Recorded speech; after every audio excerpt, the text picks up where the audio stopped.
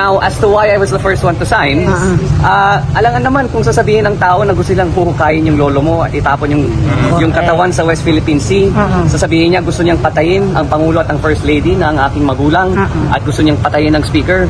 Eh, ba't naman nagugulat ang tao na pipirma ako dyan?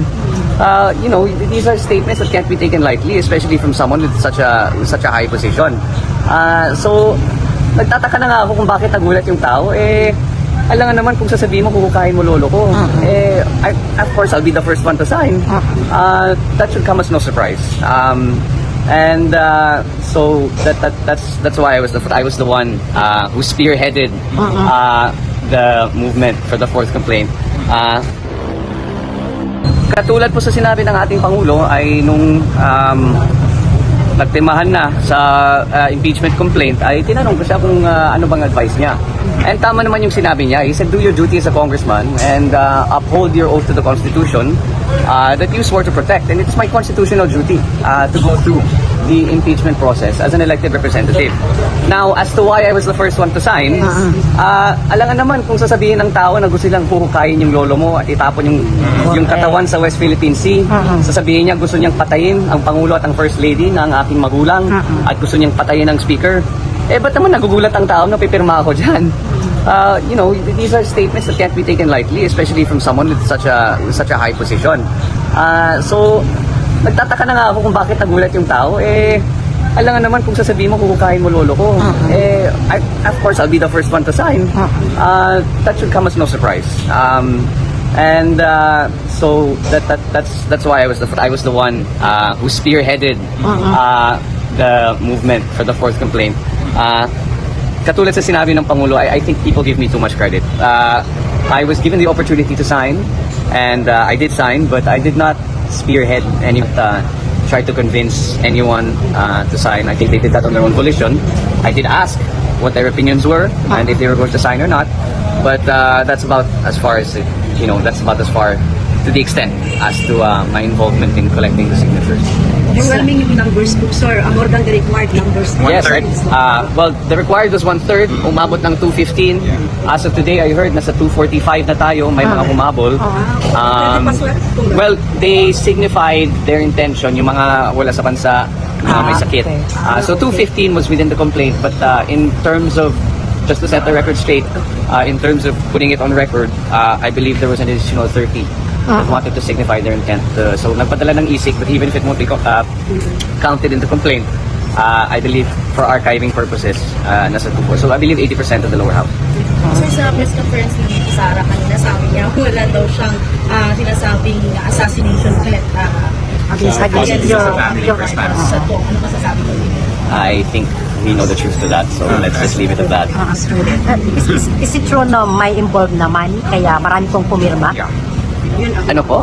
Meron daw na naibigay na pera dun sa pumirma ng mga congressman? I think that's just part of yung mga fake news ng mga DDS. Parte ko yan ng smear campaign nila to discredit the movement. You can't blame them Alam naman natin kung sino amo nila. But no, there was nothing offered in exchange for the signatures. I was there in the room. Pinag-uusapan talaga ang articles of impeachment. And then people were given the choice to sign or not. But whether there was any exchange or any monetary offer or any sinasabi nila may AKAP or AKX na kapalit, walang ganun. Walang ganun na ibinigay. Yung sinabi sir, parang medyo reluctant sa complaint as of today. I'm sorry? Medyo hindi nila binibigyan pansin yung impeachment. Well, that's their choice. Kung binabaliwala nila ang opinion ng 245 na mambabatas at ang mga iba't ibang grupo na sa tingin nila kailangan may impeach ang VP, that's their choice. If they don't want to give it importance, then let them not give it importance. But given the numbers, to us, it's important. How about in the Senate, sir? June na nila itatackle? Well, there is. I believe you heard the statement of the SP that said the impeachment court cannot proceed until there is session. There are other lawyers who say that because the impeachment court is independent of the legislative body, it can proceed as soon as possible. There are differing opinions to that. Pero bago magsara ang 19th Congress sa kahuli-hulihang araw ng pagsesesyon nila bago sila mag-recess at babalik lang sila sandali lang para magkaroon na ng adjournment sine die. Ibig sabihin, tapos na talaga yung 19th Congress, ay nagkaroon ng 215 signatories laban kay BP Sara na sumasang-ayon sa kanyang impeachment. Now, sa batas po kasi 1/3 ang kinakailangan para mapadala yan sa Senado. So, ang tawag talaga dyan, na-impeach na si BP Sara. Kasi yung 215 ay mahigit pa dun sa 1/3 na kinakailangan. 318 kasi ang total number ng ating mga congressmen. So, 116 ang kinakailangan lang at 215 ang napapirma niya. Ay, nako, ano bang tingin nyo dyan?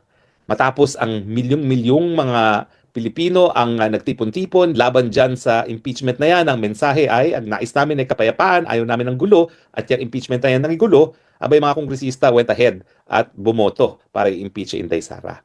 Well, alam nyo na, Iglesia ni Cristo, alam nyo na taong bayan, tignan nyo kung paano boto ninyong congressman, at kung sila o sila, ang kanilang mga asawa, kanilang mga anak ay papalit sa kanila, alam nyo na po ang husga natin. Huwag nating iboto kahit sino dyan sa 215 na lumagda. Alam mo, pinakanalulungkot ako dyan ay yung mga taga Cebu. Kasi ang mga Duterte naman, taga Cebu yan eh. Yan ang pinagmula nila eh. Nag-migrate lang sila sa Davao because ang Mindanao is the land of promise nga, no? So lahat sila taal na mga Cebuano. Eh lahat sila pumirma except sa dalawa lang na kongresista.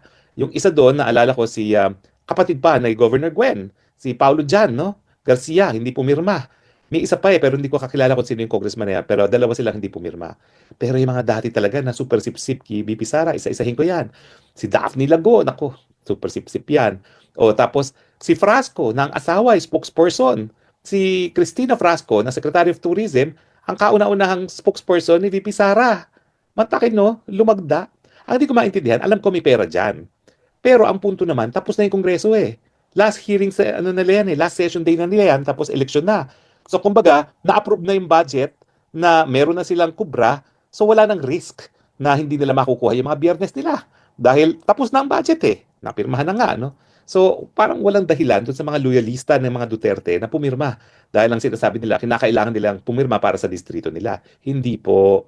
Hindi naman po pwede lahat ang dahilan ninyo ay para sa distrito. Meron din po dapat na paninindigan at meron din dapat na konsyensya. Dapat ang inyong desisyon hindi naman nakabase sa material. Dapat nakabase yan kung anong mabuti sa taong bayan. Ang tanong, mabuti ba yon na ang BP natin, BP Sara, ang pinakamaraming botong nakuha sa kasaysayan ng Pilipinas sa kahit anong pwesto, ay gustong patanggalin ng 19th Congress of the Philippines? Babaliwalain na lang ba natin yung 32 million na bumoto kay BP Inday Sara? Now, yung mga basehan pa.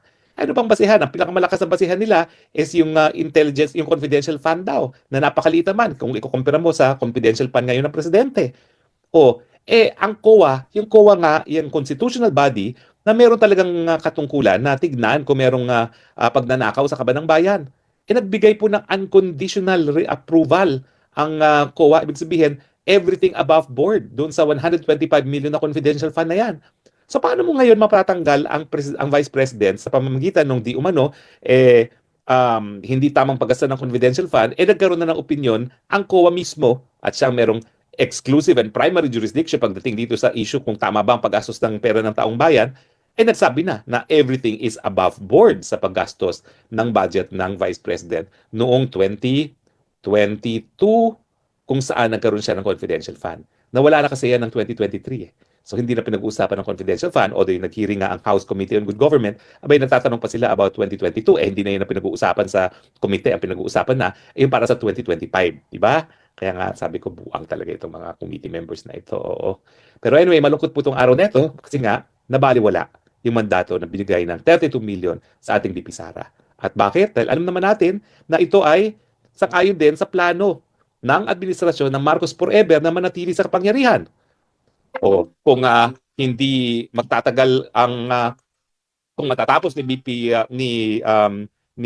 PBBM ang kanyang termino, ang gusto nilang pumalit ay si Tambaluslos. At matapos si Tambaluslos, yung Sandro Marcos. Marcos Forever. And the way to do it is siraan na ng husto ang number 1 na balakid na walang iba kundi si Inday Sara Duterte. Well, antayin natin ang hagupit ng taong bayan. Antayin natin ang husga ng taong bayan doon sa mga 215 na kongresista na lumagda